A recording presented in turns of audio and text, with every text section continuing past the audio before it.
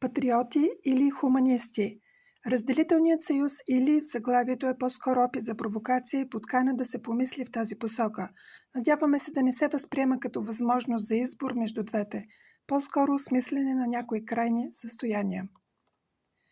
Защо е важно темите за патриотизма и хуманизма да бъдат част от въпросите за възпитанието? Защото ние всички идваме от някъде, от определено географско пространство. В ментален смисъл ние принадлежим на това място, наследяваме неговите културни и цивилизационни постижения, исторически победи и разочарования. Те оформят светогледа ни поне в ранните години на нашето развитие. Но ние също така не прекарваме живота си залепени само на едно място. Ние постоянно пътуваме в страната си, а и в други страни. Срещаме други хора, които също харесват и рекламират родното си място. Ние несъзнателно се сравняваме с тях по различни показатели и понякога сме изправени в нелепи комични ситуации, които приличат на състезания по доказване, чия страна е по-достойна или чий патриотизъм е по-голям и заслужава да съществува. Това е абсолютно безсмислено състезание. Във всяка страна по света патриотизмът се възприема еднозначно. Това е състояние, в което човек обича мястото, където се е родил и оттам страната, в която се намира това място. От тази любов и привързаност проистича желанието да се пази и съхранява всичко, свързано с националните постижения, история, фолклор, литература, език и традиции. Патриотизмът дава на индивида принадлежност към нещо по-голямо, от което той е част. Това е готовността на индивида да извършва безкористна и всеотдайна работа по развитието на родината. Акцентира се върху историческите постижения на нацията, отбелязва се чествания на значими събития в миналото и настоящето. Всичко това води до сплотяване на националния дух. Някои крайни прояви на патриотизма, които са свързани с нетърпимост към останалите нации и преувеличаване постиженията на родната, се определят като национализъм. Нищо крайно не е полезно. Още повече, че преувеличенията са плод на емоционален екстаз, съчетан с политически сметки. Емоционалният екстаз е субективно усещане, плод на нашето мнение, но то не е факт. Такива крайни състояния трябва да се избягват, особено що се отнася до сферата на възпитанието.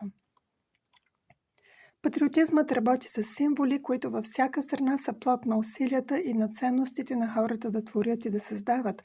В този смисъл всеки умерен патриотизъм е полезен. Здравословната доза е много важна. Все пак е важно да харесваме мястото, където сме се родили, където живеем, нали? Но след сравняването на националните символи, ние разбираме, че хората от другите страни са същите като нас, независимо от факта, че се гордеят с различни национални символи. Те също имат душа, която се радва, плаче, смее се, обича, изпитва съчувствие, милосърдна е, прощава ни, благодари, щедра е. И тези безценни богатства на човешката душа, без значение от коя страна идва тя, ни сближават и сприятеляват завинаги. И в лесни и в трудни житейски ситуации, ние, хората, без значение от коя нация сме зависими едни от други.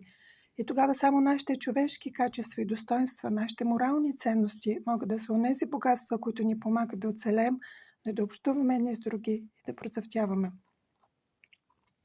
Хуманизмът е езикът, който всеки разбира и говори, независимо от това, от коя страна идва.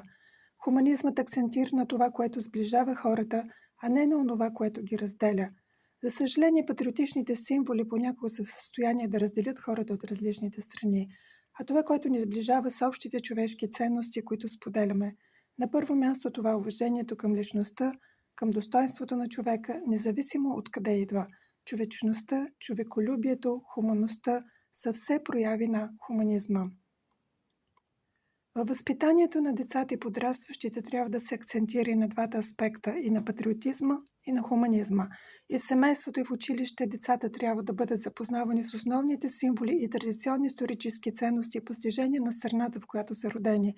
По този начин в тях ще се възпита привързаност и обич към едно място. Това ще ги накара да се чувстват част от едно цяло. Това ще запали в тях искрата на любовта, гордостта и желанието да закрилят и да се борят за това общо място. Това е облагородяващата искра за нашето сърце, защото разпалва в нас искрата да обичаш нещо абстрактно и по-голямо от семейството.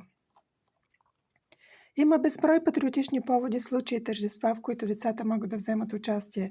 Това ще ги накара да изпитват вълнение и възхищение, а тези възвишени чувства са изключително полезни за благородството и мекотата на човешката душа. Възрастните и децата заедно могат да приготвят украса за празничните събития, да разучават песни, стихотворения и фолклорни танци. Способността да изпитваш любов към нещо голямо и абстрактно по своята същност е важна крачка към това да изпитваш любов към хората изобщо. И това трябва да се обяснява на децата нагледно чрез примери от родителите и учителите. Например, при среща с чужденци, където да се демонстрира уважение, доброта и взаимопомощ. Децата трябва да научат, че нашите човешки качества и ценности все пак стоят над всичко друго. Те стоят даже над патриотичните.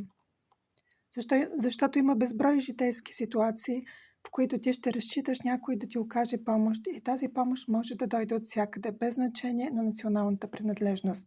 Слава Богу, че днес живеем във време, когато интернет помага на хората от различните страни по света да се обединяват. Помага им да намерят начин да строят мостове помежду си, защото всички ние повече си приличаме, отколкото се различаваме.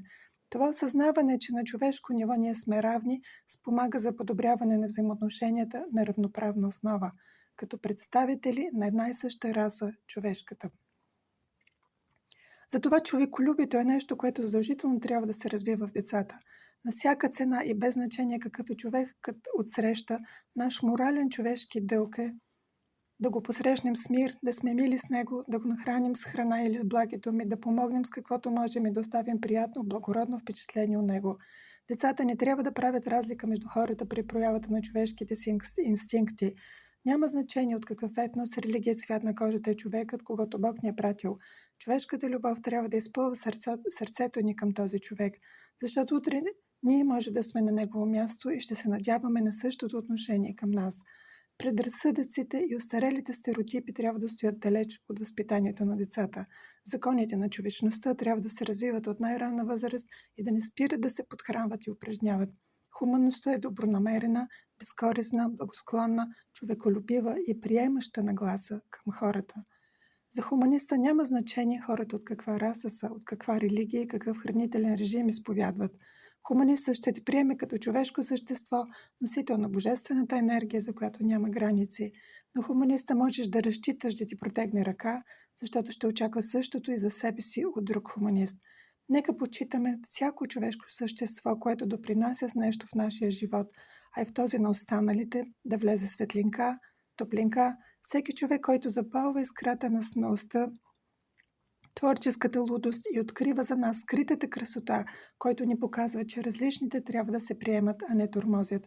Всеки, който успява да ни накара да вярваме в себе си, да се гордеем с прояви на цивилизованост, културност и прогрес, всяко подобно човешко същество заслужава нашата обич.